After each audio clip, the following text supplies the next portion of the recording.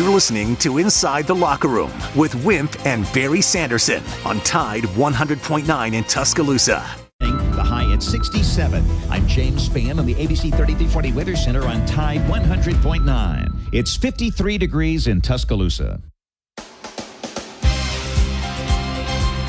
Inside the Locker Room with former Crimson Tide basketball coach Wimp Sanderson and his son, former SEC and ACC assistant basketball coach Barry Sanderson. It's time to take you inside the locker room on your home for Alabama sports. Tide 100.9 and streaming on the Tide 100.9 app.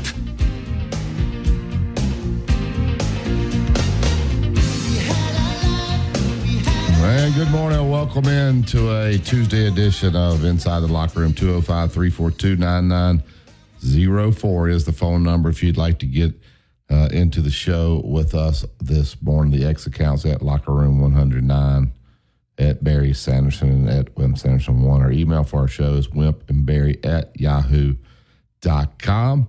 Download the Tide 100.9 app to your smartphone, and you can take us with you anywhere you go. Before we get started, this morning, we want to thank Yellowwood Pressure Treated Pine from Great Southern Wood. Always remember, guys, if it doesn't have the yellow tag on it, then you certainly don't want it. Go to yellowwood.com to find the dealer that is closest to you. Had a late night.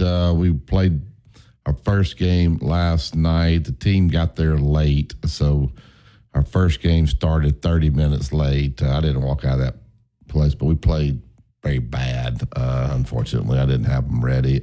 We played Dad. We played Terry Connor's son. I saw Terry. Terry acted like he didn't even know who it was. But, we talked for a little bit. But his son's a good player. Should be recruited. They controlled the game for the most part. And so anyway, not off to a great start. But the good thing about basketball, you get to play again pretty quick. And we play tonight. So we have to go up to Hewitt Trustful tonight. But anyway, Chase, good morning. Hope you guys are doing better than I am. I'm fine. But good morning, Dad. How are things this morning? I'm at the hospital. I'm almost okay. Alabama won last night against McNeese, 72-64. They didn't particularly, I think any time that you shoot it poorly, they shot 32% from threes and 20. McNeese shot 29%. McNeese zoned them a little bit, which I thought was fairly effective. Nobody zones Alabama very much. Alabama had 15 turnovers, and Nelson Kidd probably was the bell carrier of the game last night. He played well and did the things that kept Alabama. It was a little bit of a lackluster game, I'd be honest with you. In the SEC. Florida won to beat Grambling 86-62, and Texas A&M won 97-71. So good win there. And in professional football, Miami beat the Rams one for one touchdown, but it had three passes for long third downs that really helped them win. So that was a big win. I guess the big basketball game tonight. Ole Miss does play South Alabama. I don't know how big that is, but the big game tonight would be Duke and Kentucky on ESPN. That game will start at 8 o'clock. So if you're interested in watching basketball tonight, you can do so.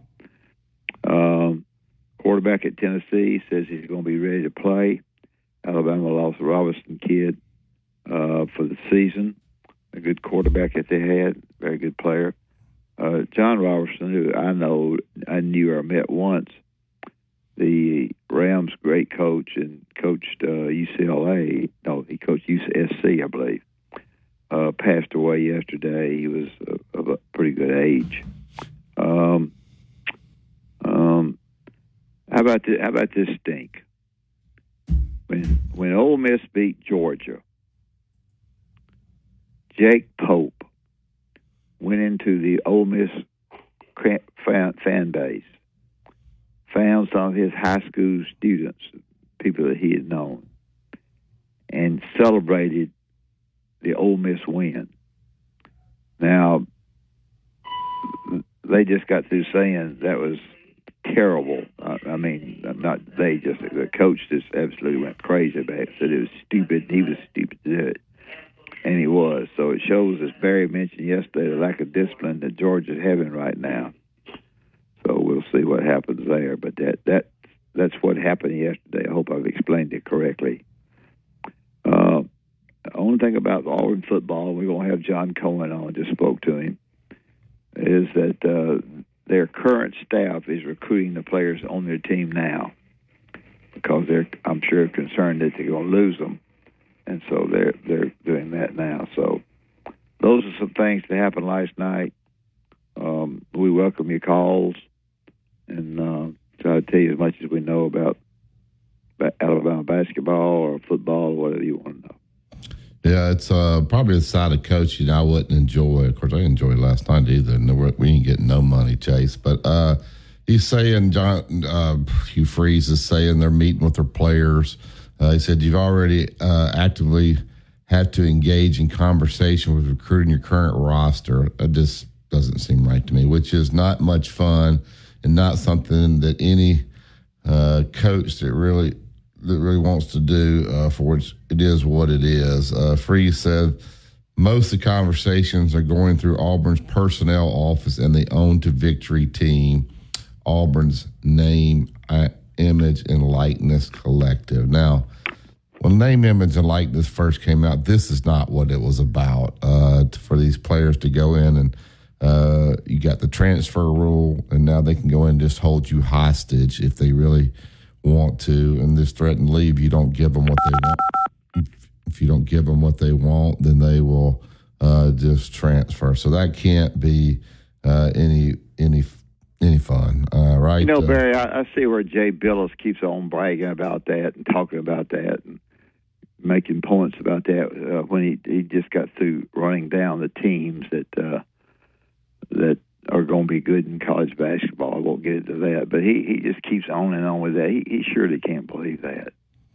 Yeah, I just don't. You know, you're having to, right now you're in the middle of a poor season, and you're having to almost beg these guys to come back, and so I'm sure they're walking in there thinking, all right, well, we'll see what they're going to do for me, and then I'll decide whether I'm coming back or not. So that part of coaching, you can have all that. I'm glad, hey, if I had a kid there, I'd want him to get as much as possible, but I just don't like it.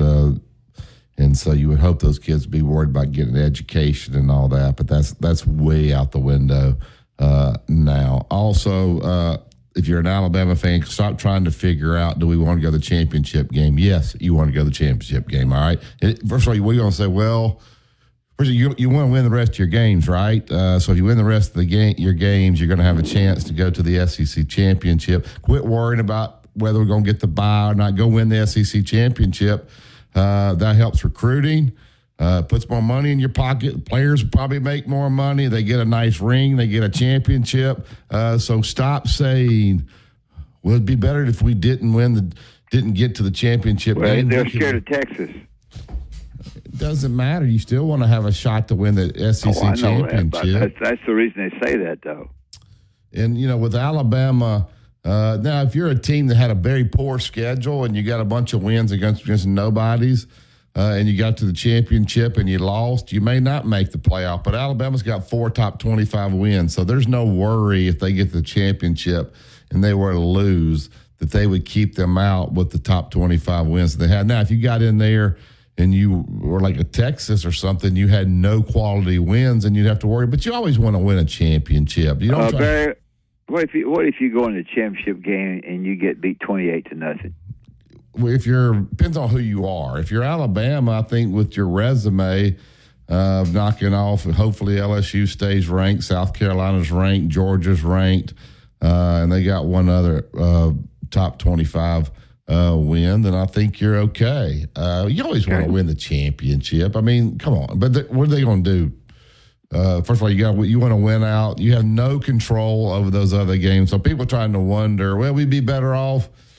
You know, we may have to play an extra game. Well, you get the championship, you lose it. You're right, you will. But you also got to the SEC championship. That's tremendous exposure for your program. It's good for your players. I'm sure they'll make more money if they make it there. They got a chance to win a ring. So I don't know what the big deal is, what the big talk about, and people are trying to wonder why in the world do they want to win the championship or not. Certainly you want. I mean, the SEC championship, that I think is pretty important. That's pretty big, isn't it, to win the SEC championship? Get one of those big old rings? Yeah, I think it is. I think it's in the minds of the fans. I think that they think if with a loss it affects them in the 12-team playoff. I mean, I've heard people say, "Well, you have to play an extra game. If you win the championship, you don't. You get the bye. Well, we'd rather have a home game. You get a home game if you're ranked 5 through 8. I guess you'd get a home game there. But don't question whether you want to win it. You do, and so. But you may not. You don't control your own destiny anymore. But if Georgia knocks off Tennessee, I had studied the tiebreaker. A lot of people think if Alabama wins out, then they probably could get to the championship. That Texas A&M game will have probably a big bearing on it at the end of the season. But if Tennessee knocks off Georgia, then you're probably not going anyway at that point. So if you're questioning whether you think you should or you shouldn't, you should for all the other things that come with it. If you win it. Yeah, I know Philip called in bragging on Tennessee beating them now, and I said I didn't think so, but I wouldn't be surprised if Tennessee didn't win that game. Now, when one of your players goes over and gets into the rooting section with a team that just beat you in a big game, you've lost some of your locker room, and I think that's what's happened with Georgia. I think they've lost some of their locker room. They're not as good, they're great. A couple of their great players are not there anymore. But if you lose that locker room, you're in trouble, and they may have lost it. Yeah, sure may. I'll say we'll see what Tennessee does over there. But that Pope, they did ask Kirby about it. So I ain't got time to even worry with that. It's embarrassing. It's idiotic. He was not very. I don't even know how Pope could go back in that Georgia locker room with all that. All right, we'll take the break here. Up at the phone lines 205-342-9904. Now, you may call and convince me you don't want to win the championship. You're probably not, but you can call and give me your reason as to why you don't want them to get there. If you think that's the right path for it. I think you always want to win a championship. And that's just got to be your mindset. 2-minute truck there at 1330 Martin Road East. That's where you go pick up your boxes, your packing supplies, whatever you need to make this a smooth move. It's local, out of town, out of state, no problem. Let the professionals handle that and all your stuff. 205-247-5050. 2 men in a truck, movers who care. Here's what's trending on the Tuscaloosa thread. Good Tuesday morning. November and December are the secondary severe weather season months in Alabama, and Tuscaloosa County Emergency Management Agency and the VA have partnered to help veterans be prepared. They will be giving away NOAA weather radios to veterans today beginning at 1 p.m. That will be at the Leroy Maccabee Center next to the VA Medical Center. Vets must produce identification showing their veteran status. Click TuscaloosaThread.com for more local news. Don Hartley, Town Square Media, Tuscaloosa. Tide 100.9 traffic. Tuscaloosa traffic now from the Townsend Nissan Traffic Center. Well, it's pretty easy street around the area right now. So far, we're looking at accident-free conditions for the time being. Now, it is Tuesday, so Tuesdays a lot of times get bogged down. And in Cottondale, I am seeing where University Boulevard's just a little on the slower side right there at... She's looking at the cigarettes, but she just grabs the gum off the counter. Stand Up to Cancer and Rally want you to reduce your risk for cancer. Go to takeahealthystand.org. Road tripping, business travel, or bringing your car in for repairs. All great reasons to rent a Toyota at Tuscaloosa Toyota. You can rent the latest Toyota models for a day, a week, or a weekend. Every Toyota rental car comes with 24 hours roadside assistance. .com or Town Square Media Tuscaloosa radio websites. Fill out the Advertise Here form. Put the power of Town Square Media to work for your business. Never miss a moment of the action. Download the free Tide 100.9 app today.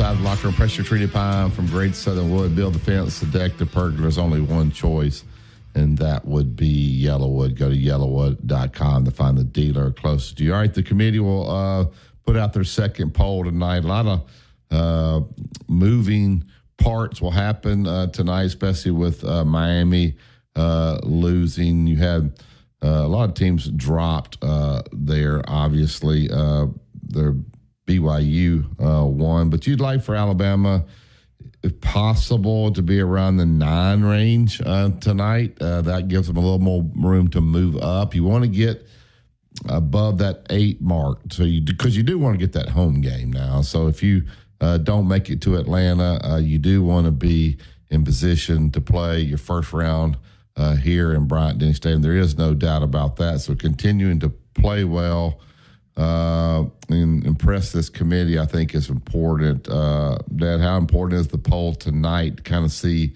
what they're going to do with Georgia, to see what they're going to do with a team like Miami that just lost? How far will BYU move up?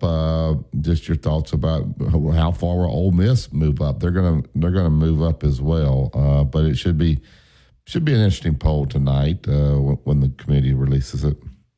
Well, I think if the committee knows anything at all, going to Baton Rouge and winning the way they did, they got to all move up above the 9, because and there are 4 football people on there, 4 athletic directors, and two former coaches or something. I don't forget the number, 2 former players or something, but surely they understand that. Is the home team is in the top 8?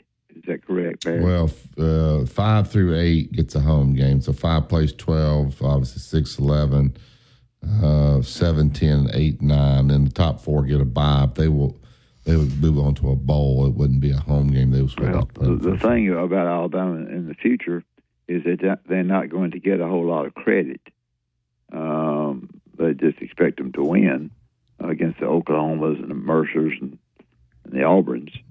The expectation factor is, they can't go anywhere, but they can't.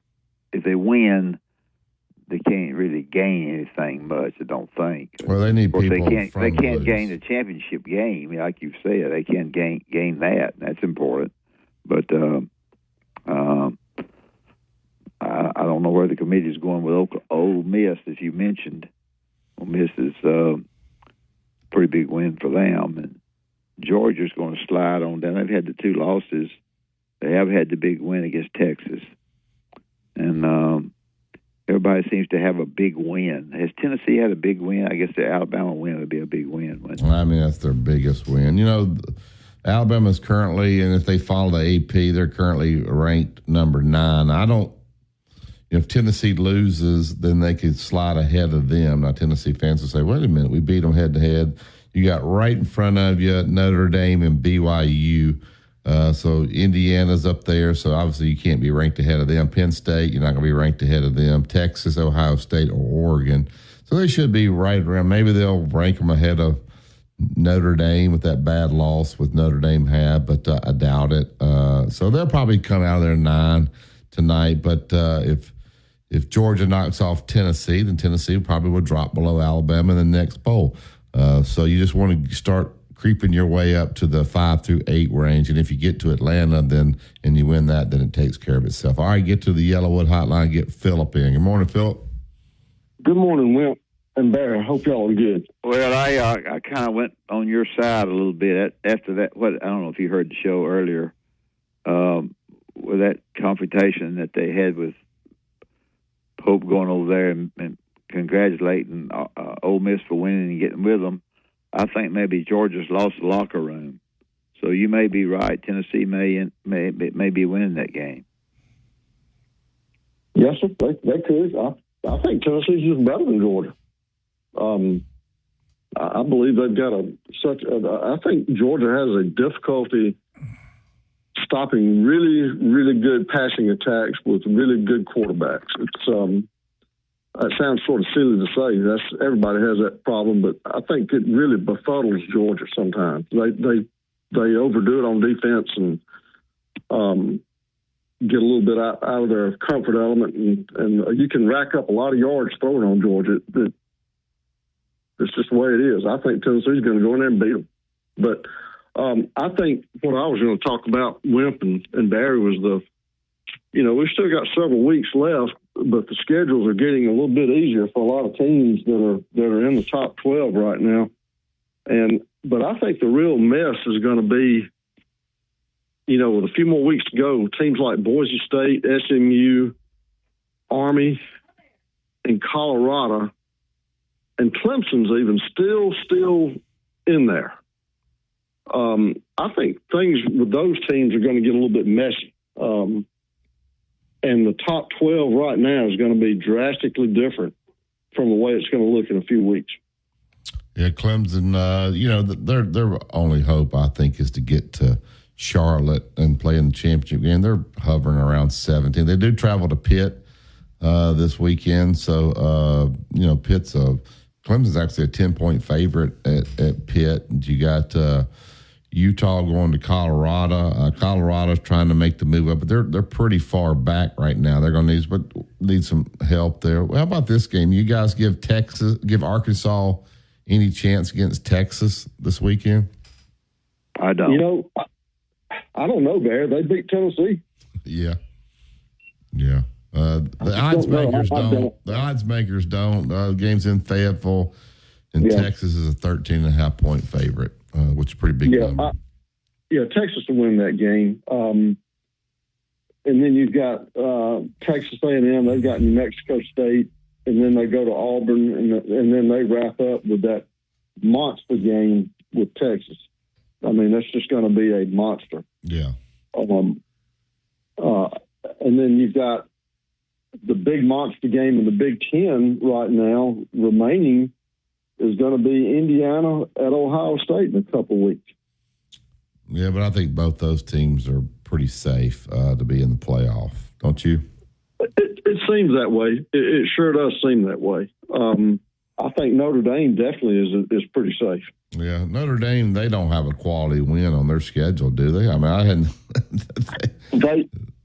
I'd have to look at their schedule, but they've got Virginia coming up this week, and then the big Army game at Yankee Stadium in a few weeks. That's going to be huge for Army and huge for Notre Dame because Notre Dame does have one loss. Yeah, I would say looking at Notre Dame's schedule, their best win is probably Louisville. Well, or Texas A&M, I guess, if you want to count that one. I would say Texas A&M. Yeah, they played a great game that night. But Notre Dame is Notre Dame, and it's a very powerful name. And Wimp's talked about that so many times over the last few years, how that name is just synonymous with good things, And but that Army Notre Dame game is going to be interesting. I just think things are going to get a little bit messy in the next few weeks.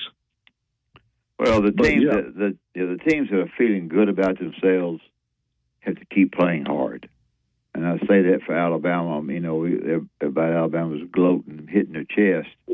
I think this is the hardest part. You think, well, if they play somebody really tough, it'd be really bad, but playing somebody that's not really tough is very, very scary. Right. Hey, you two gentlemen remember what I was saying about the Alabama-Oklahoma game back in the summertime that worried me? No, I don't. The weather.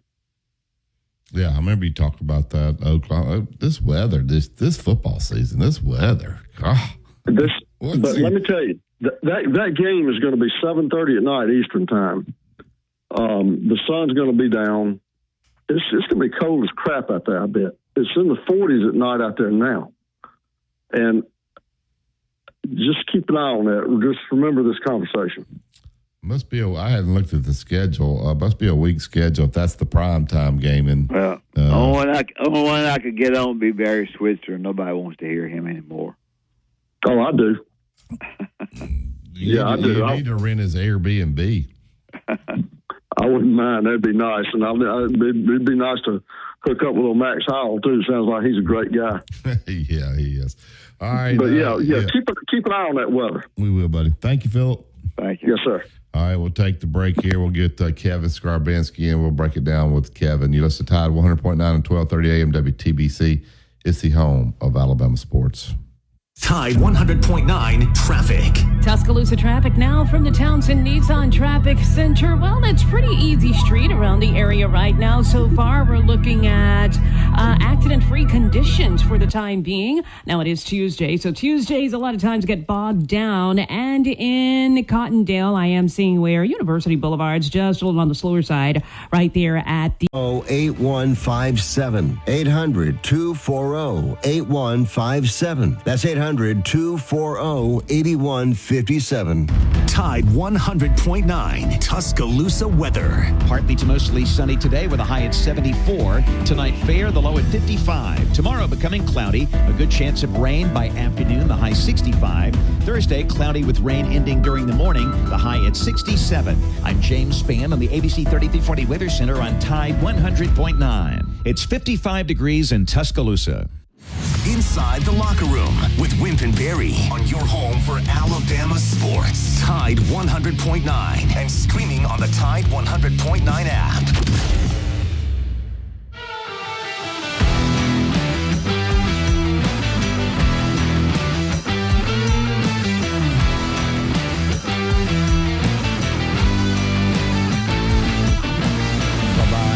Inside the Locker Room. Thank Yellowwood Pressure Treated Pine from Great Southern Wood for making this 7 o'clock hour possible. If it doesn't have the yellow tag on it, you don't want it. All right, get to the Yellowwood hotline. He writes for the Birmingham Lead. Has his college football show, CBS 42. Joins us every Tuesday, Kevin Skarbanski. Good morning, Kevin. How are you, sir? Good morning, guys. I'm good. How are you? I'm good. I've been lecturing the listeners, if the few that we have, Kevin, that I don't think you ever don't want to make the SEC championship game. I just think you to have an opportunity to win a championship is good for your players. I'm sure more NIL money probably comes with that. You get a ring. So of course you should try to win every game you play. And winning an SEC championship, when did that not become a big deal? I think that's a pretty big deal. So people that are, in my opinion, that are trying to figure out a way for it not to happen are misguided. I don't know. Your thoughts on it, Kevin? Well, when we get to a day where winning the SEC doesn't matter because you're trying to maneuver your best path into and through the college football playoff, then we can just drop the pretense. Then it's the NFL light. Then it's truly the NFL. Yeah. Because there's no great distinction in winning the NFC North or the AFC West, or even winning the conference championship. It gets you to the Super Bowl, obviously, so it's a big deal from that standpoint. But it's just a means to an end.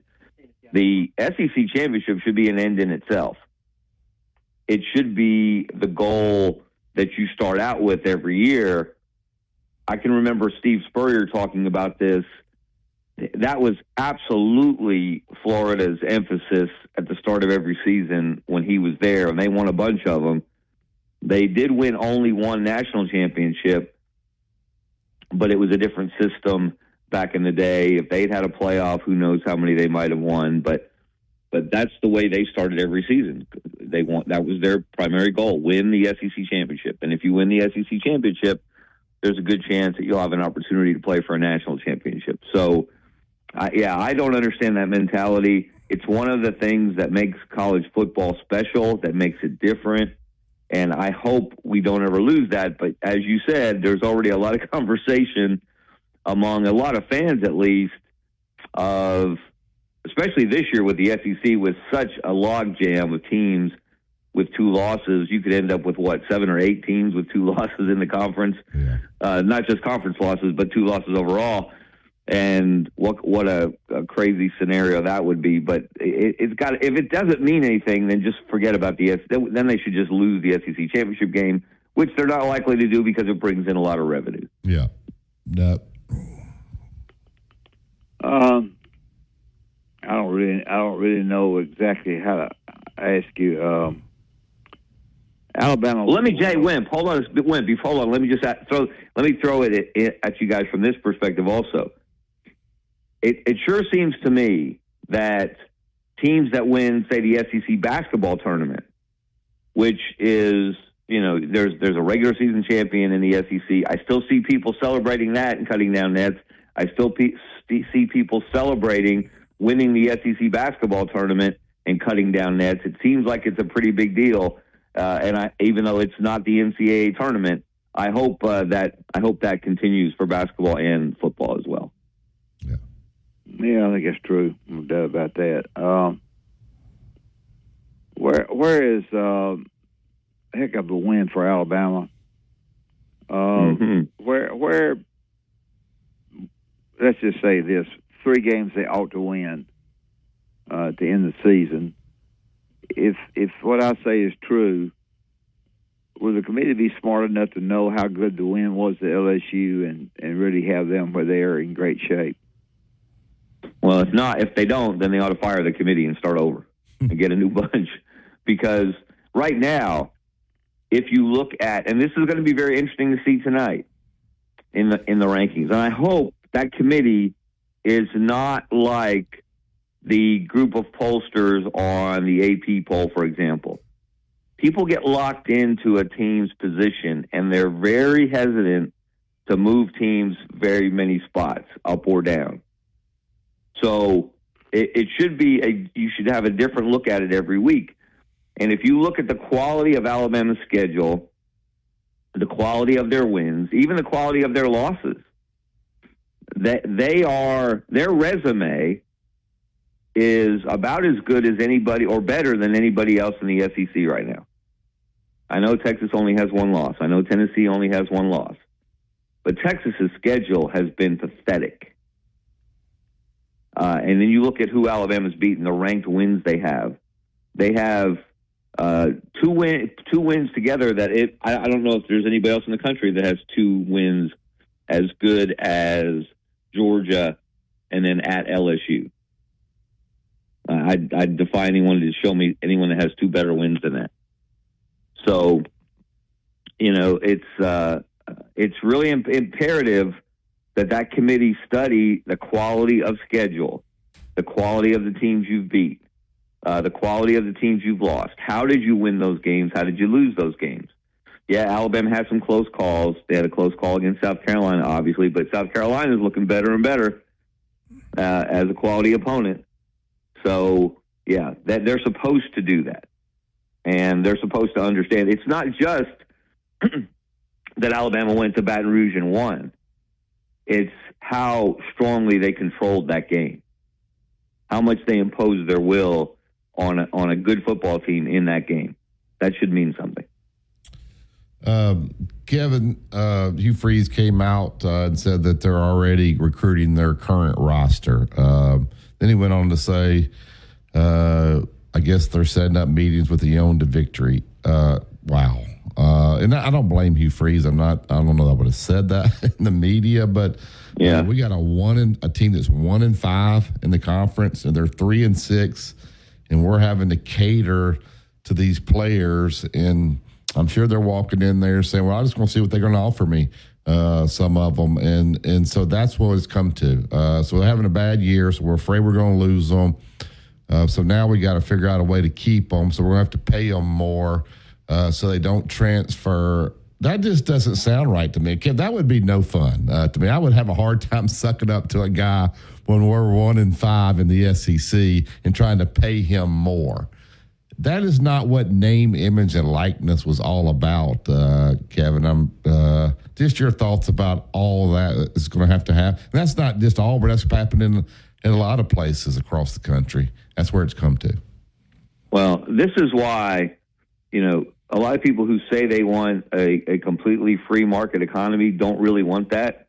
Because if you based what you paid people at Auburn, including the head coach, based on performance, they'd all need to take a pay cut. Exactly. For next year. Yeah. Except maybe Jarquez Hunter. Yeah. And he's not coming back next year. So he'll be in the NFL. So, the whole thing, look, we've talked about this before, the economic system of major college athletics has been screwed up for a long, long time. and that's why. And it's different today, but it's no more logical than it's ever been. And Hugh Freeze needs to learn to stop talking. He doesn't help himself. I appreciate the honesty on some things that most coaches are not going to talk about because they understand the perception.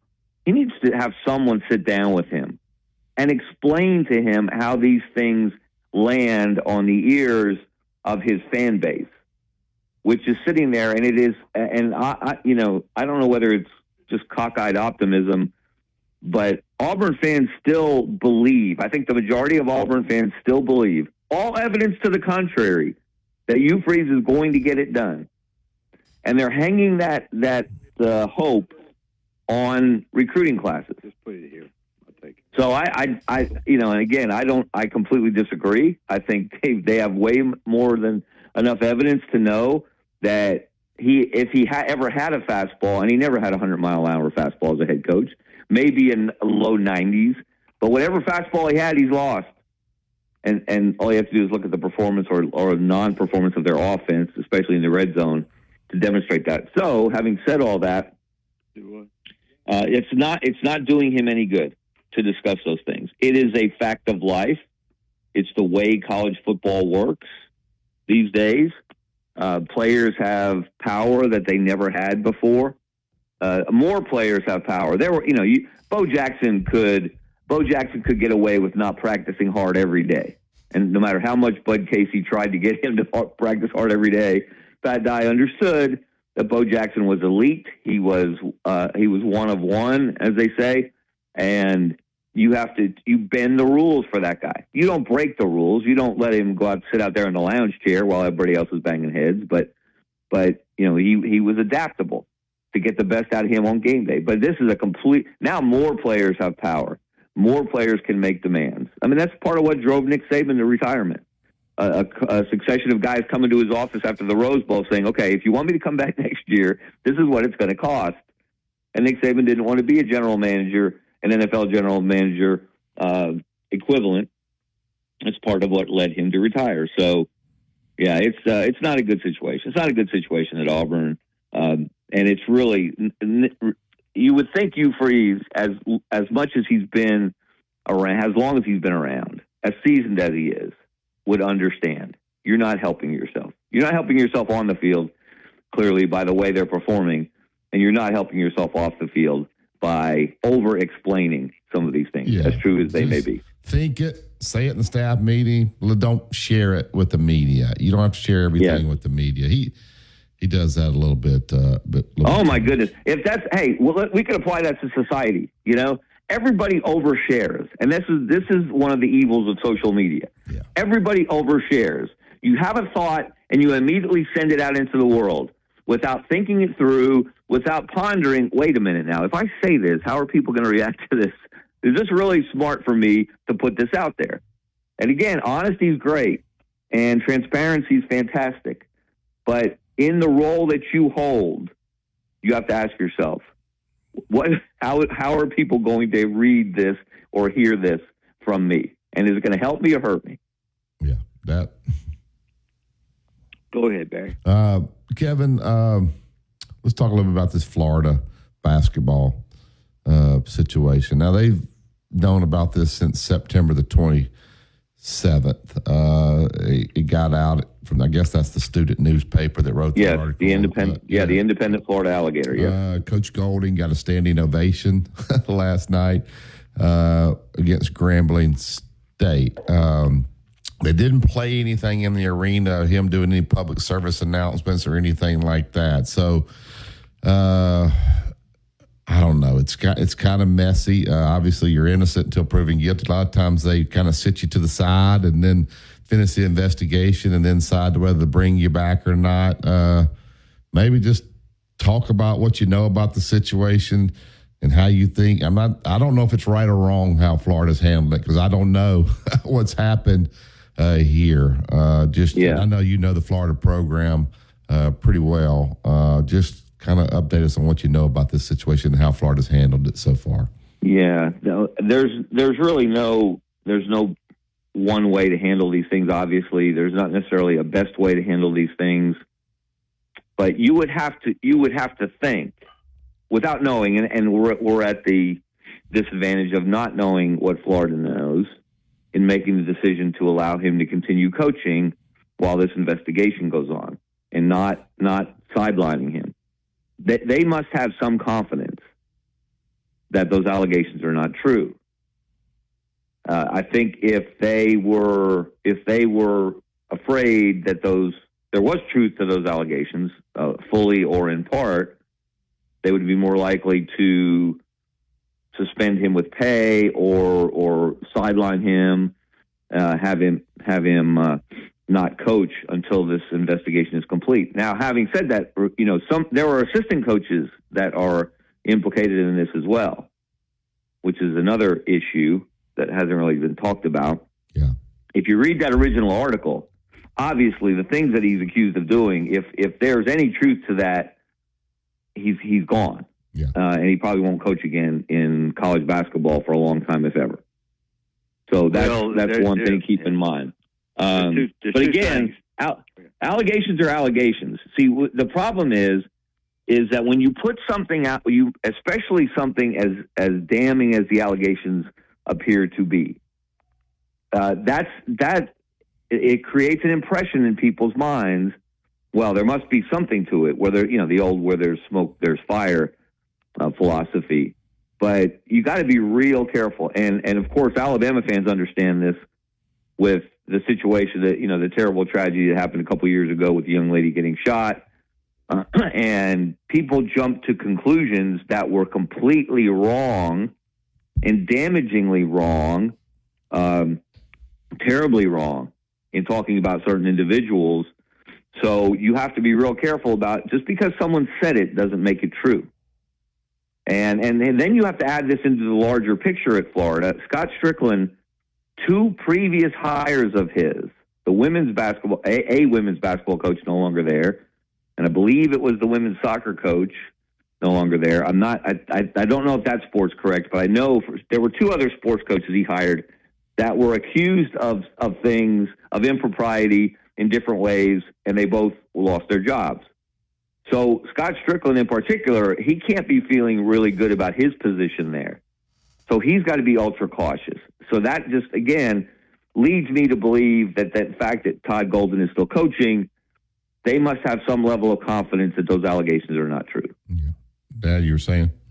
Well, you go to fight for the guy a little bit more if you hired him.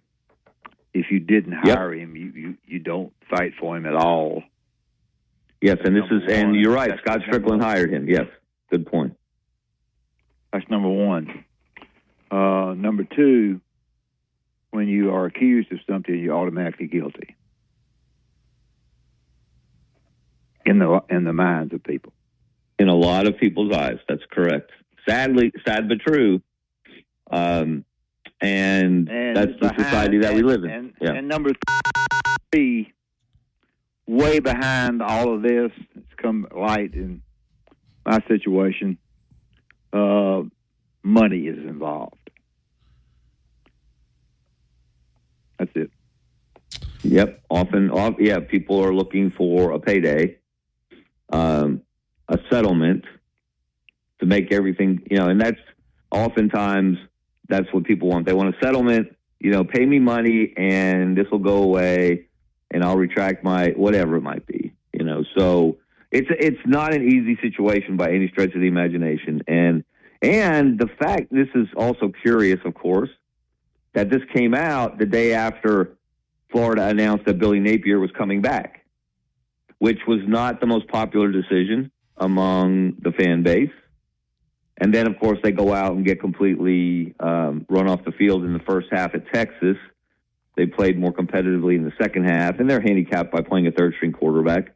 Doesn't necessarily excuse the defense getting rolled like they did in Austin, but so then you have that situation, and so a lot of people are not happy with Scott Strickland because of the hire, because of standing behind Billy Napier, and then this comes out, and yes, he hired Todd Golden. Like I said, he has, and what a lot of people, certainly people in Florida, know, he did hire two previous coaches that got in hot water and had to be let go because of their behavior, not necessarily on the court.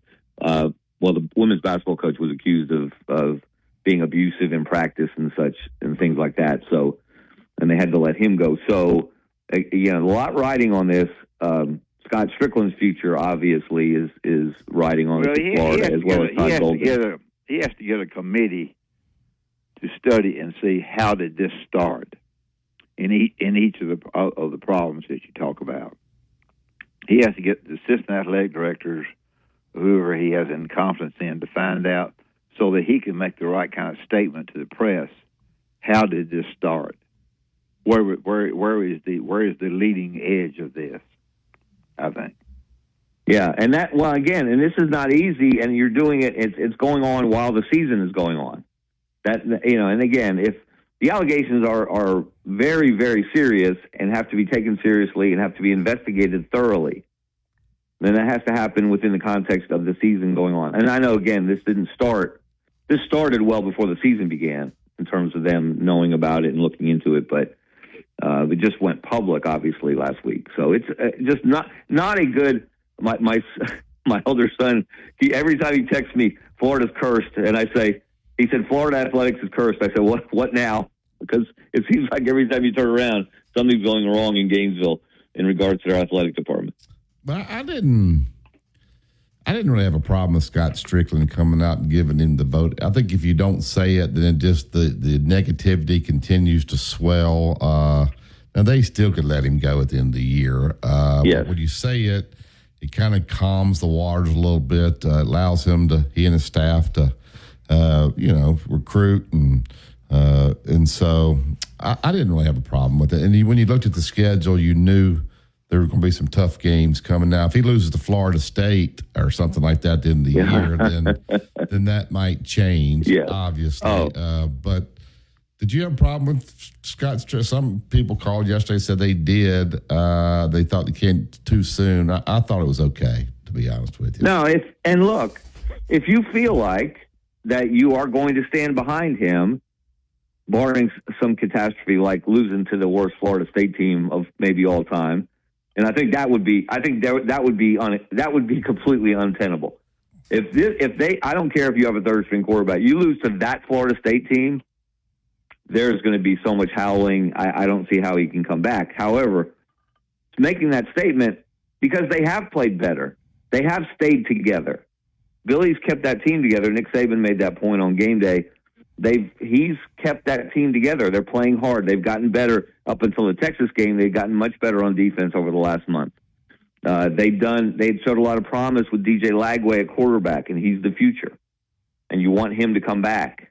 You don't want him to leave. So, no, I didn't have a problem with the statement.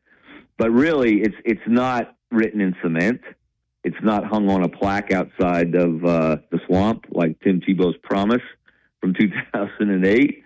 It is subject to change, and I think the thing that would change it would be losing to Florida State. Yeah, no doubt. All right, Kevin, tell everybody where they can find you and get all your great stuff. Yeah, best thing to do is follow me on Twitter/X at Kevin Skarbinski. We have some lively conversations on there. Had an interesting one a little bit last night after the Alabama basketball game. And by the way, Will Wade can coach. Whatever else you think about Will Wade, the dude can coach. And then you can read my 2 columns a week in the Birmingham Lead. Watch me on Saturdays on CBS 42 at 6:30 with Scott Griffin, College Football Saturday, and keep up with all the different things that I am doing. When you said about Todd Golden, probably never coach. It'd be a long time before he coached again. I thought the same thing about Will Wade. And somehow, Kevin, these guys can land on their feet. It's unbelievable. What Will Wade was accused of and found guilty of doing is now the way the business works in college basketball. And again, the guy can coach. I mean, this Alabama team going 9 minutes without making a field goal. That's hard to believe with the scores they've got. Yeah. So that was an interesting game last night. All right. Thanks, Kevin. Thanks, guys. See you. All right. We'll go ahead and take this top of the hour break. We ran a little long there with Kevin, but we got John Cohen at 8:15. We'll open up the phone lines for you guys here at When we get back from break, 205-342-9904. We want to thank Yellowwood pressure-treated pine from Great Southern. Always remember, guys, if it doesn't have that yellow tag on it, you don't want it. Tide 100.9 traffic. Tuscaloosa traffic now from the Townsend Nissan Traffic Center. Well, hello and good Tuesday morning to you. Starting to fill in a bit more. Of course, we're in your primetime travels right now. And moving on McFarland eastbound lanes to Lurleen Wallace. Of course, you definitely have your slow goes there. Lurleen Wallace is just a little on and off the brakes between $1,800 in value. So you'll save big on 3 great gifts. Only at Verizon. Service plan required for watch and tablet. Over $1,800 value based on phone, watch, and tablet. Trade in and additional terms apply. See Verizon.com for details. WTBC Tuscaloosa and W265CG Tuscaloosa, a Town Square media station. Tide 100.9 and streaming on the Tide 100.9 app. From the Fox Sports Studios in Los Angeles, here's Steve DeSager. The Miami Dolphins won the Monday Night Football game in L.A., beating the Rams 23-15, holding the Rams without a touchdown. The Dolphins didn't have much offense after the opening TD drive, only 168 yards on 9 drives after that. Former Rams and USC coach John Robinson died at the age of 89, and former Notre Dame coach Jerry Faust died at the age of 89. Wisconsin football advisor Jack Del Rio resigned after a recent drunk driving crash. To the NBA, Cleveland is now 12-0 after a victory at Chicago, 119-113. Donovan Mitchell with 36 points. Wins for Houston and San Antonio. Brooklyn narrowly beat New Orleans 107-105. And Oklahoma City's now 9-2 after beating the... Is the place to be. Visit us now to save big and discover why so many are switching to BMW. BMW of Tuscaloosa. Take your dreams for a drive. Tide 100.9 Tuscaloosa weather. Partly to mostly sunny today with a high at 74. Tonight fair, the low at 55. Tomorrow becoming cloudy. A good chance of rain by afternoon, the high 65. Thursday cloudy with rain ending during the morning, the high at 67. I'm James Spann on the ABC 3340 Weather Center on Tide 100.9. It's 59 degrees in Tuscaloosa. Inside the locker room with former Crimson Tide basketball coach Wimp Sanderson and his son, former SEC and ACC assistant basketball coach Barry Sanderson. It's time to take you inside the locker room on your home for Alabama sports. Tide 100.9 and streaming on the Tide 100.9 app.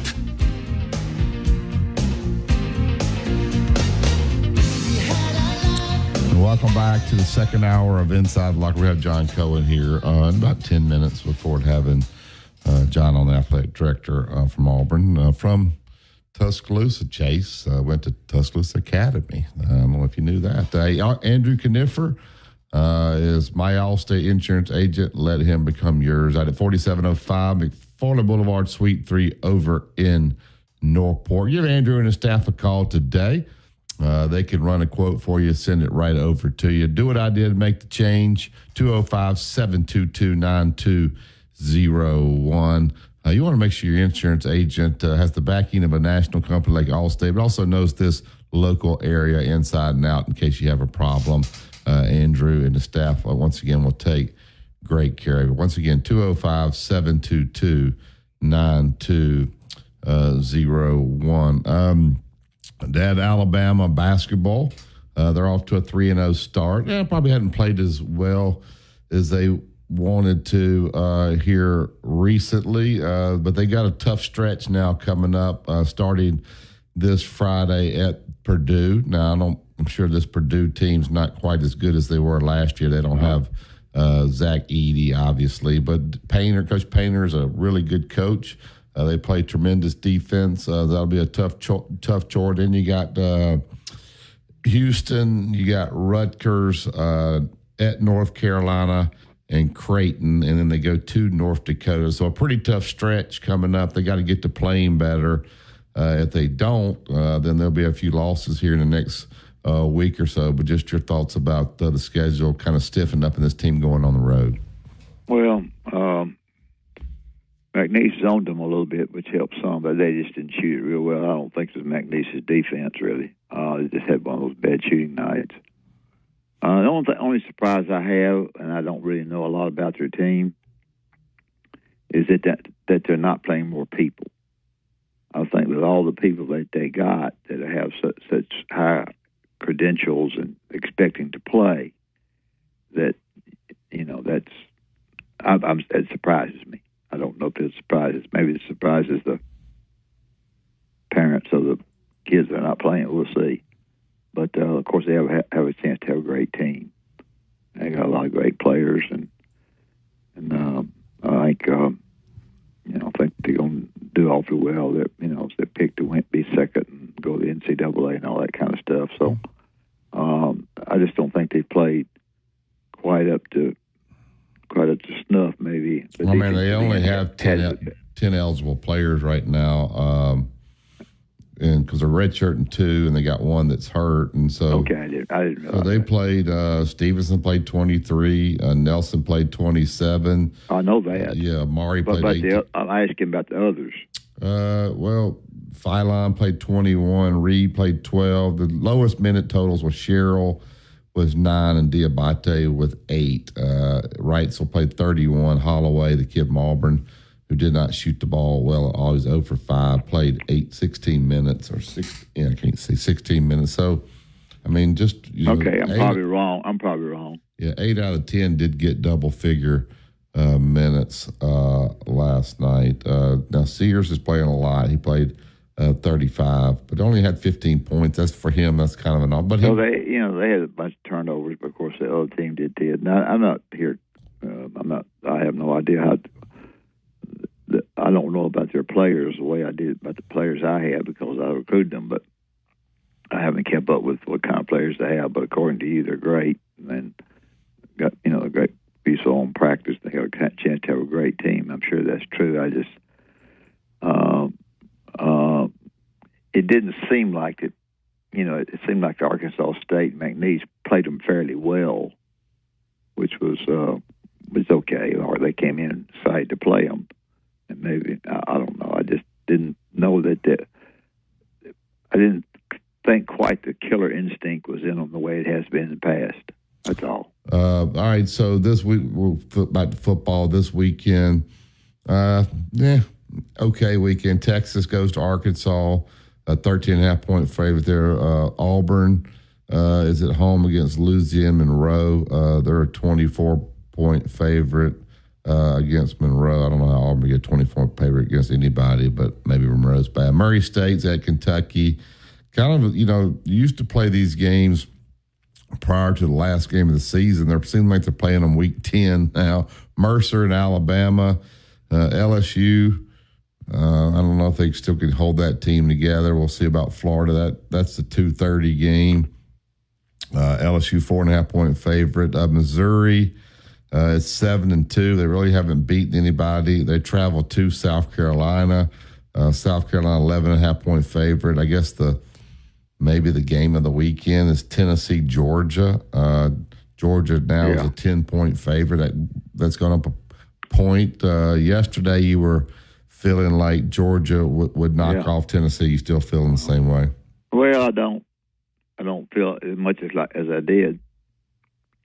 I've always felt like that Kirby and his staff always got them ready to play at big games.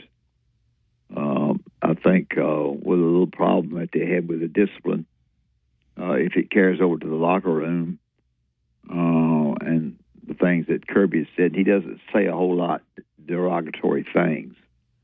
This is probably the most he's ever said, lambasting one player. If the locker room is struggling a little bit, then Tennessee could get them. So I backed off that a little bit this morning because I had thought that Georgia would come in there and whack them, but I don't think it's anybody's game, really. So, and then the last game is New Mexico at Texas A&M. So you got a lot of those bad games this week. You're ready. It's not a very good weekend. South Carolina game is interesting. The games have been like you don't know who's going to win, but I don't know, guys. How exciting has this been an exciting football season? Watching, I just thought this league was going to bring more exciting games. I guess there's been people beating people that normally don't. Ole Miss knocking off Georgia, and Tennessee beating Alabama, and Vanderbilt, I guess, beating Alabama. So I guess maybe the parity, maybe is that exciting to y'all? Have y'all enjoyed this football season? Oh, I think the schedule. I think the team's schedules being unbalanced, which we've talked about. Maybe the best team in the league with the easiest schedule in Texas one of the teams that has the roughest time and the worst schedule too is Oklahoma. So I don't know. I think A&M is, for some reason, outside of the great second half that A&M had against LSU with a kid running all over the field, LSU just doesn't seem. I mean, A&M doesn't seem to be a lot of fun to watch. I don't know how to say that. I mean, they don't. You were there, and you know. I may be wrong, but they just don't seem. You know, of course, his defensive-minded head coach came in and does a good job with the team. I don't. There's not a lot of glitter there. There was a second half against LSU. Outside of that, there hadn't been. No doubt. All right, we'll go ahead and take this break. We'll get John Cohen in when we get back from break. You listen to Tide 100.9 and 1230 AM WTBC. It's the home of Alabama sports. Tide 100.9 traffic. Tuscaloosa traffic now from the Townsend Nissan Traffic Center. Same song, different verse. We're moving with a purpose on the Tuscaloosa freeways and side streets. And what you'll find is the typical slow and go on McFarland. And this is in between 43 and Watermelon Road. And then we're also looking at Lurleen Wallace just a little. Is the place to be. Visit us now to save big and discover why so many are switching to BMW. BMW of Tuscaloosa. Take your dreams for a drive. From the University of Alabama, this is Crimson Tide Today. It's a daily update on Bama sports and it's brought to you by Everwood, the official treated lumber of Alabama athletics. Everwood, wood treated right. Hello again, everybody. I'm Roger Hoover.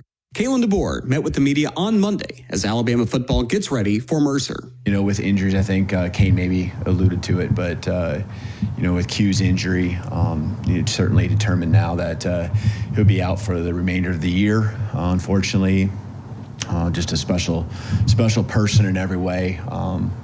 You hate to see a guy who pours so much into it, go through what he's going through. And he just, the one thing when I think about Q, it's not just what he does on the field, but pre-practice, he is mentoring, doing things for other guys. And it's just, he cares so much about the team. He cares so much about just this place. And that's just something that sticks out on top of what you see on game days. And so just a great person. He's poured a lot into this place. And then I think recapping LSU, just proud of the way the guys prepared. I'll have more in a moment. Producing championship quality lumber is not an easy process, but at Everwood Preserving, it's our only process. Wood treated right. Everwood offers top-notch pressure-treated wood for decks, outdoor structures, commercial jobs, and more that you can build your reputation on. When it comes to quality, we're on the winning team. Visit your local Everwood dealer today and discover the difference for yourself. Everwood Preserving Incorporated, the official lumber of the Alabama Crimson Tide. Join us this afternoon for Crimson Drive, driven by NASCAR, streaming live at 2 p.m. Central on all CTSN social media platforms. Crimson Tide Today is brought to you by Everwood. Crimson Tide Today is a production of the Crimson Tide Sports Network from Learfield. You're listening to Inside the Locker Room with Wimp and Barry, only on Tide 100.9 and streaming on the Tide 100.9 app.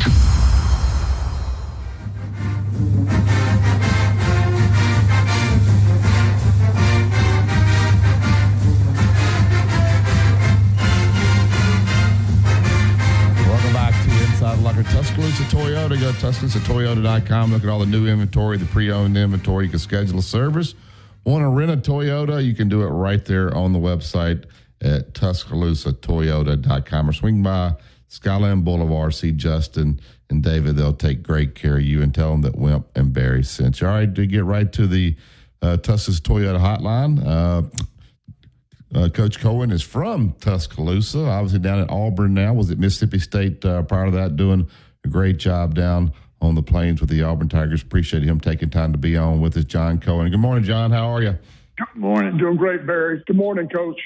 I want to thank you for taking time to be on our show. You're mighty nice, and Barry and I appreciate it. I'm wondering where we are in college football when your head football coach today said that the staff was working on being darn sure that the players that you had stayed. And I guess all coaches are doing that.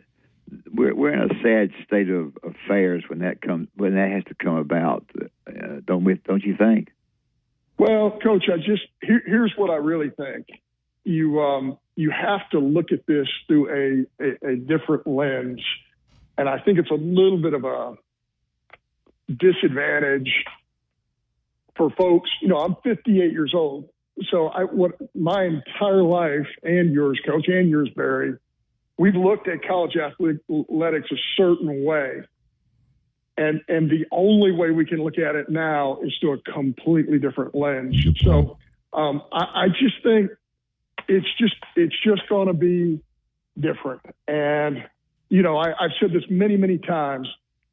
These student athletes who are deriving revenue for Auburn University and for every other school and, the Power Four and beyond, they deserve.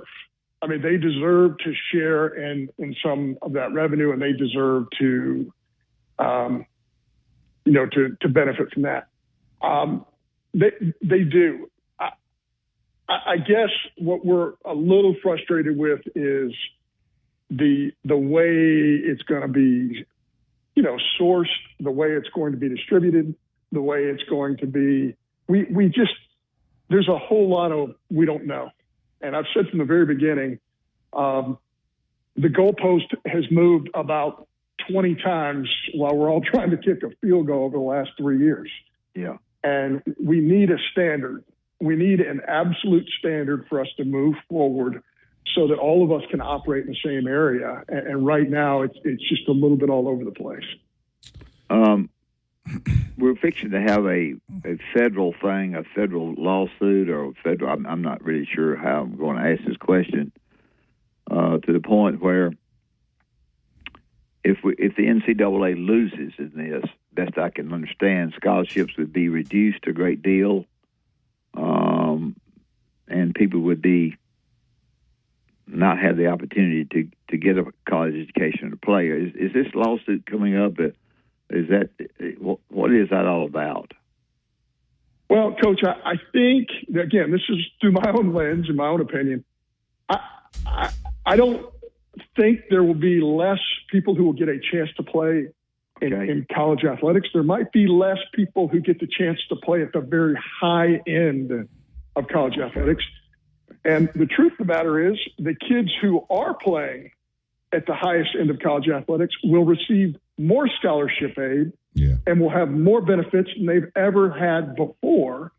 But it might be a fewer amount of kids. So you kind of have to pick your poison here.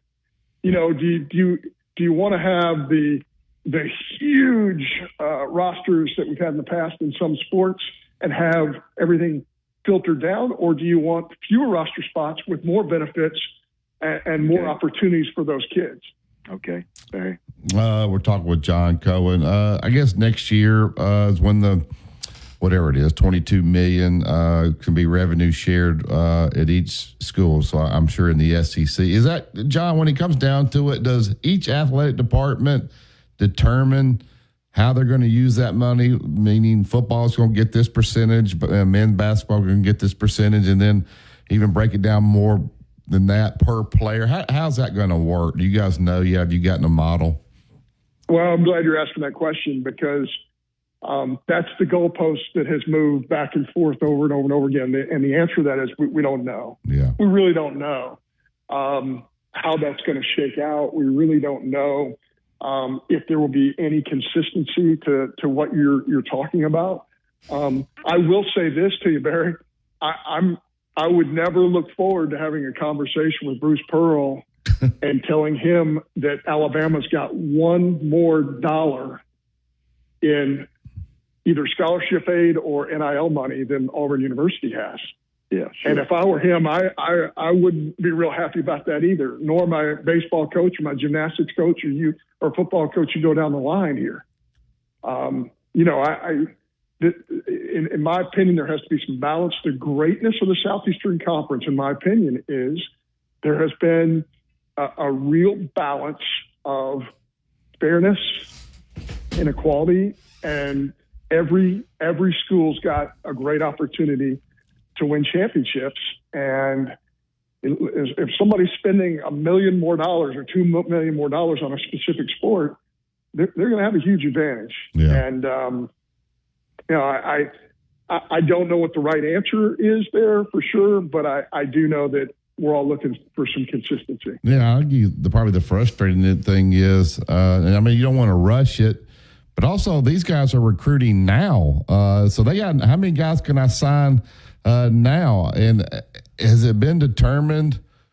We'll take baseball, for instance. They're saying 34. So that seems to be a pretty solid number there. You got to be at 34. Now, how many scholarships spread over the 34? Who knows? But when do you have to be at the 34, John? Is it in the fall? Is it by the time the season starts? Do you guys have any clarity on situations like that? Well, I think your roster amount, whatever that amount's going to be, it starts when competition starts, not practice, but competition. So when competition starts, you have to be at that roster number the way I understand it. And that's for the purposes of the NCAA and quite frankly, Title IX as well. So, these are all the considerations. And you bring up a very interesting point, Barry. I think most of the coaches in our league right now are having to guess in every single sport. They're having to guess what their roster looks like, and they're having to guess what their scholarship aid looks like, because quite frankly, we really don't know if we have an agreement yet, and we're not going to know until April. So we're asking a whole lot of highly successful coaches across the landscape of the SEC and beyond to just guess. And that's not a fun place to be. No, I guess one of the frustrating things, if you think about college football, the Monday after the SEC championship games, guys can start to decide whether they're going to get in the portal or not. Well, that puts the player in a tough spot as well. If you're in a bowl game, you're in the playoff, but you know that's probably not the right place for you, but you got to kind of figure out where you're going because school starts in January. John, that just doesn't seem, I mean, but you don't want to go talk to your coach and say, I'm getting in the portal, I got a bowl game to play, or we're in the playoff. But I think you almost have to. Now the coach has to decide, all right, am I going to keep this guy around and let him play through the bowl, maybe try to save him, or just get rid of him? I want to play with the guys that are going to be here. Aren't these coaches and players being put in a tough situation? Oh, there's no question.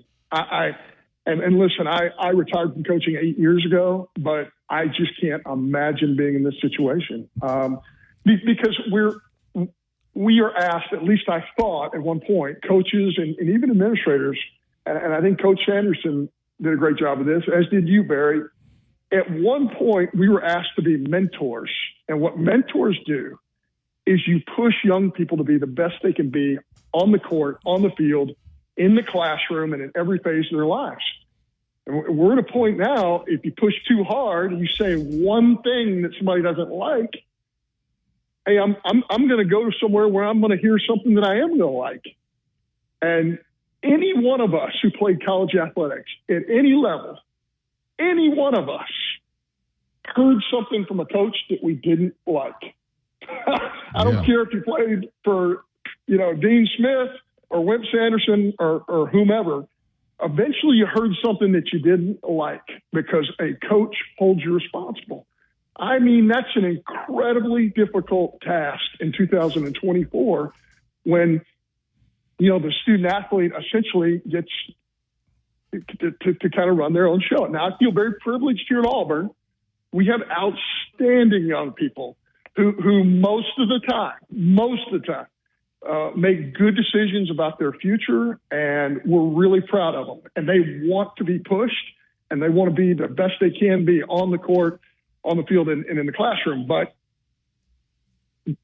there are others who might not feel that way. And this is a very difficult landscape for the coach to operate in right now in 2024.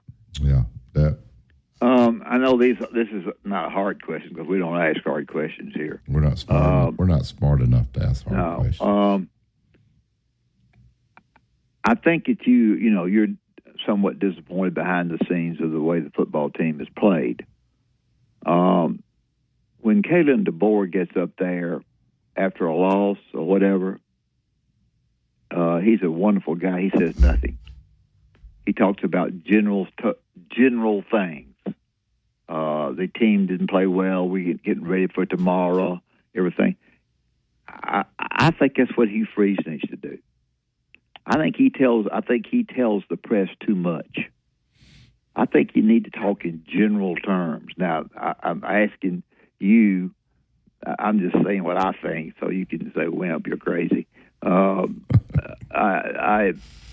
It's hard on you because the team is struggling some, and I don't want to ask any kind of derogatory question, but it's taking a lot of it's a lot of pressure there.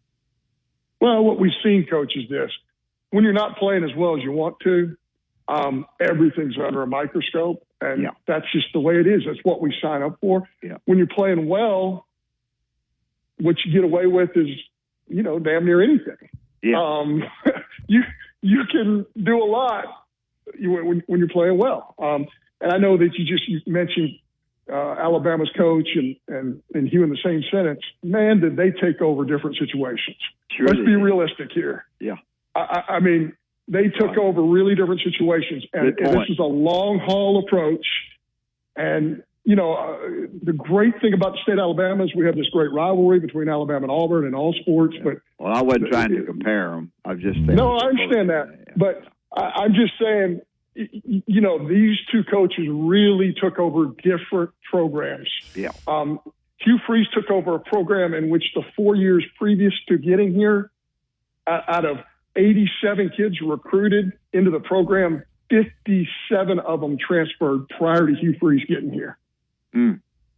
Wow. I mean, when you really think about where we are right now and the young players we have in place and what can happen in the future and the level of recruiting that's happening in our building, you did this for a living. After what happened here the 4 years prior to Coach Hugh Freeze getting here, what would have been your sell to get quality young football players to come to your institution? That's a tough sell, and he's done a brilliant job. 57 of them left. That's hard. Woo, boy. Yeah. So I think I'm really, really pleased with what is happening on the recruiting side. And here's another key sign, Coach, that I think both of you understand that most people don't. The two biggest issues for me when you're evaluating where your football program are these. Number one, are the kids in the locker room still giving a tremendous effort? And do they still have the coach's back? And are they still part of it? Are they still under that framework of the coach? Does the coach still have the locker room? The answer to that at Auburn is yes. Is the coaching staff still recruiting at an incredibly high top 10 type of level right now in the toughest league in the country? The answer to that is yes.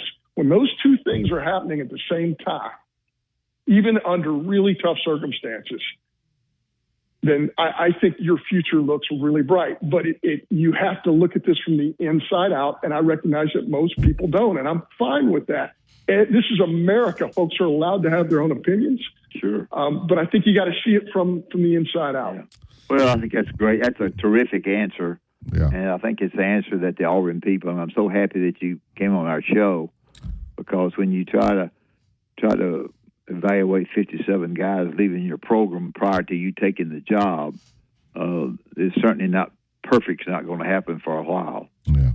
As like John said, you lose, it brings out a lot of different things. They didn't say anything about Coach DeBoer's pullover after that LSU game, but that Tennessee game, that pullover didn't look good.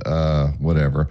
So good point there, John. John, what is, you're a former coach. A lot of athletic directors didn't coach. So I don't know. How do you see your role with helping your coaches? You got different programs. You got Bruce Pearl, who's winning at a really, really high level. You got Hugh Freeze trying to get this thing built back. What is John Cohen's role with each one of these programs there at Auburn? Yeah, I'm really glad that you brought up, Coach Pearl, because, hey, let's be realistic. After Coach Pearl's first 2 years at Auburn, there are a lot of fans who wanted Coach Pearl gone. He's 20-something games under 500. Yeah. And he was really struggling here after 2 years as well, and started getting it going in year 3. And what an incredible job that guy's done. I will tell you that I have more admiration now for Coach Pearl than I did when I got here. And I knew Coach Pearl okay. We had kind of a distant relationship, but what he and his staff do on a daily basis with these kids, and he is one of those coaches who pushes his kids hard every single day to be the best they can be. And the thing is, when you come to Auburn to play basketball, you know that's what you're in for. And that's because, Bruce has a history. He's developed a history of doing those things and sending kids to the league and having championship caliber teams here at Auburn. You asked about my relationship with our coaches. Yeah, I've sat in your chair.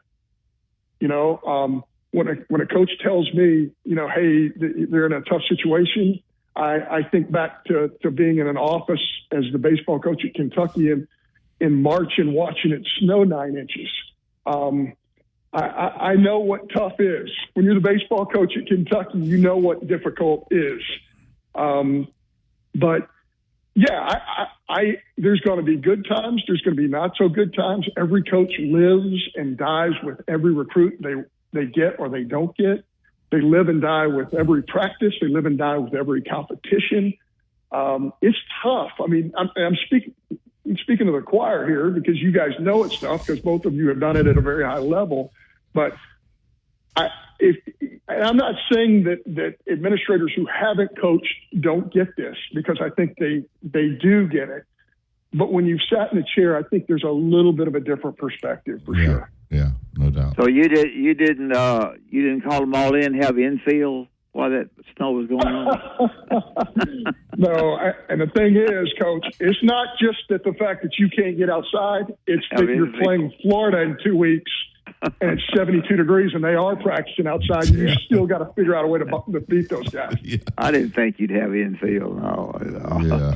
Well, John, we appreciate it. We know how busy you are to take time to talk to us. To Emma, well, it's a great interview. Is very appreciative. But Tuscaloosa guys got to take care of one another. So I wish you all the luck down there. And every job's different. Every job's got their challenges, but they're in good hands with John Cohen down there. And so we appreciate you taking time to be on with us this morning. Thanks a lot. I appreciate it. Absolutely, guys. Hey, I'll see you on December the 8th. I got to come in there and listen to Sonny Gab or brag on Sonny. I have to brag on him, I guess. Well, he's a treasure here at Auburn, and I know your relationship goes way back. But, hey, I really appreciate y'all having me on. Thank you. Thank you, John. Thank y'all. All right. Not many athletic directors, especially one with all the stuff going on with how, football and the airplane incident, which I didn't, I didn't want to mention but that. But anyway, I appreciate him being on. All right, let's tell them about Bryant Bank and we'll get to break. Well, Bryant Bank, outstanding bank that you can go into and get a personal and private account, and I think be very happy with the money. It's going to be safe. Your bankers are going to be able to help you if you're trying to buy a house or give you some advice on what to do. You'll know exactly, they have the opportunity to bank online, and you can be certainly very, very proud of Bryant Bank, but being a community bank located in Tuscaloosa and Birmingham, Columbiana, several places in the state of Alabama. I think that you'll find that the Bryant Bank is the place that you need to stop Tell them you heard on Inside the Locker Room and become a member of Bryant Bank. All right, we'll take the break here. Phone lines are open 205-342-9904. You're listening to Tide 100.9. It's the home of Alabama sports. Tide 100.9 traffic. Tuscaloosa traffic now from the Townsend Nissan Traffic Center. We do have an incident now on McFarland eastbound just before 13th. Watch out for that accident. And traffic is, of course, on the heavier side in the area. That's a busy intersection. In the meantime, we've got Lurleen Wallace slowing down on the southbound lanes to University. And He's at the Free at Innisfree Irish Pub, 1925 University Boulevard, downtown. Come join Wyatt Fulton for lunch at Innisfree Irish Pub. Road tripping, business travel, or bringing your car in for repairs. All great reasons to rent a Toyota at Tuscaloosa Toyota. You can rent the latest Toyota models for a day, a week, or a weekend. Every Toyota rental car comes with 24 hours roadside. Free shipping to your home on purchases over $25. Your new Academy Sports and Outdoor store is located at 4610 U.S. Highway 280 in Birmingham. Tide 100.9 Tuscaloosa weather. Partly to mostly sunny today with a high at 74. Tonight fair, the low at 55. Tomorrow becoming cloudy. A good chance of rain by afternoon, the high 65. Thursday cloudy with rain ending during the morning, the high at 67. I'm James Spann on the ABC 3340 Weather Center on Tide 100.9. It's 61 degrees in Tuscaloosa. Alabama fans are all over the world, and we are too. Download the Tide 100.9 app right now in the App Store and Google Play, and take the Crimson Tide everywhere you go.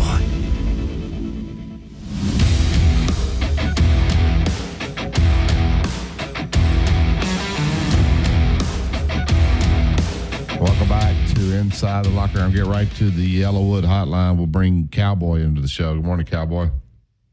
Morning, Derek. Morning. Hey, Coach. Yeah. That was a good pick on the Army over in North Texas. Did you know Army had a 13-minute and 20-second drive and went 94 yards? 20. I did know that. I didn't know the exact number of minutes, but I watched it, and they kept the football without a penalty or anything, and used up a lot of time with a little bit of a lead. I think 7-3 lead or something before they scored. Yeah. They're kind of trending as a group of five team. Even if they lose to Notre Dame, they could win the AAC.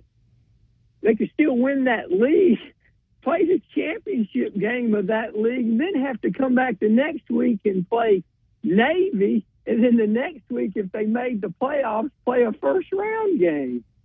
Yeah, I'm trying to decide how good Navy is. Cowboy, you there? Yeah, I'm here. Go ahead. I don't know how good. I don't know how good Navy is. I was kind of looking at them for a blue plate, and I didn't. Navy lost that Rice after Notre Dame destroyed them. Oh, that's right. I ain't going for Navy. No. Yeah, blue plate. It's kind of a high point spread, that SMU deal, but they're running that offense like Malzahn did in 2013. They got a quarterback like Nick Marshall. They got a running back like Mason, and they ride that thing up there on the offensive line with the quarterback, and he either takes it or gives it or throws downfield. And if you remember how they ran it in 2013, that's kind of how they're running it at SMU, but I don't know, maybe B.O.B. can come in here and slow them down. We'll see. Yeah. I'm not an SMU fan, but whatever. I'm crazy about it. It's they've got 9 Miami transfers, and you look at their roster and their total transfer portal. But that big running back that signed with Alabama a couple years ago that was the number one back in the country, I forgot his name. He was from Garland out here. He played that fall of 22, I think, at Alabama and got in trouble or something. Transferred to SMU, and he's not even on their roster anymore. I don't know what happened. From a number one running back in the country to washed up, I guess, or maybe he's Division II ball somewhere. I don't know, but interesting. Well, I tell you what, I'll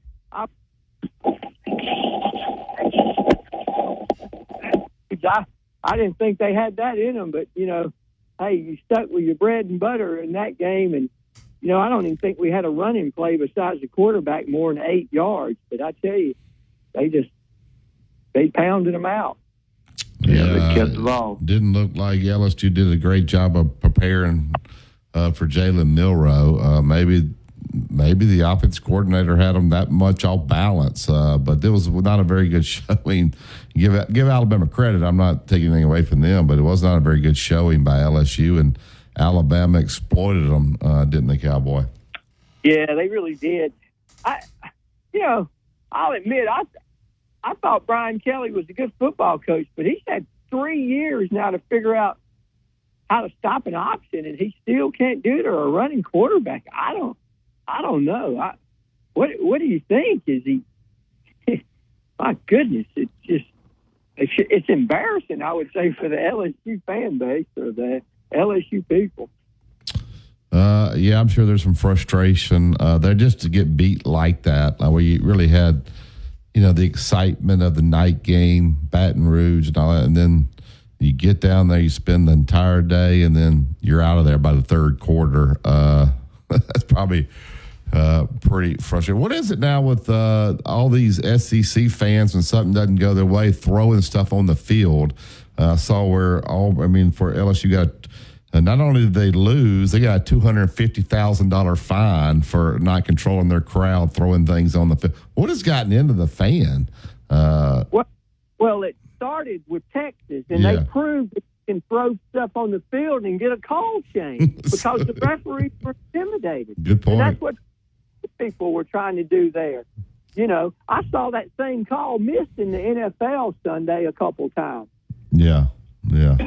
I guess maybe that overturning that call has led people to do it even more. And it seems like more teams. I kind of get maybe Ole Miss rushing the field, beating Georgia's first big win for Lane Kiffin, but with this rushing the field thing, whatever they're doing's not working, and this fines evidently aren't enough to try to get it stopped. So there's another. You know what? I heard the guy on Mad Dog Sports say something, and he's right. The next two teams that rush, if you rush the field, there's a new rule that's going to be put in place. Your next home game, you have no fans there. It's not the game is not about the fans; it's about the players. It's a spectator sport.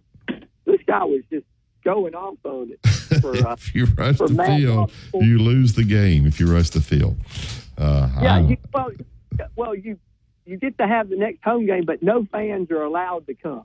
I don't think they're going to do that. They ain't going to take money out of their pocket. Or if you rush the field and you get a fine, in the next 2 years, you go to Georgia both times. Yeah. That way you'll stop it. They got to do something to stop it. Somebody's going to get hurt. Yeah, I agree. Our team's going to wail off and beat the dog out of some of these folks. Yeah, and they got to stop letting them pull the goalpost down. I mean, come on. We can't keep taking the ball close all around campus because we won a game. They dumped it in the President Manson's pool, that guy on Mad Dog said at Ole Miss. Yeah. All right, Cowboy. Thanks for the call. Hey, Cowboy, you keep listening, Cowboy, because our next call will be from Digger. There you go. All right, we'll get to break here, then we'll wrap up the show. Make way for the Gary Harris Show. You listen to Tide 100.9. It's the home of Alabama sports. Tide 100.9 traffic. Tuscaloosa traffic now from the Townsend Nissan Traffic Center. We do have an incident now on McFarland eastbound just before 13th. Watch out for that accident. And traffic is, of course, on the heavier side in the area. That's a busy intersection. In the meantime, we've got Lurleen Wallace slowing down on the southbound lanes to University and then moving on Skyland Boulevard. Call 205-339-7361 or stop by and see Rodney Johnson at B&B Sports at 1600 Lurleen Wallace Boulevard in Northport. Tide 100.9 Tuscaloosa weather. Partly to mostly sunny today with a high at 74. Tonight fair, the low at 55. Tomorrow becoming cloudy, a good chance of rain by afternoon, the high 65. Thursday cloudy with rain ending during the morning, the high at 67. I'm James Spann on the ABC 3340 Weather Center on Tide 100.9. It's 61 degrees in Tuscaloosa. two-time state champion and two-time NIT champion, Barry Sanderson breaks down the latest in sports on Inside the Locker Room on Tide 100.9.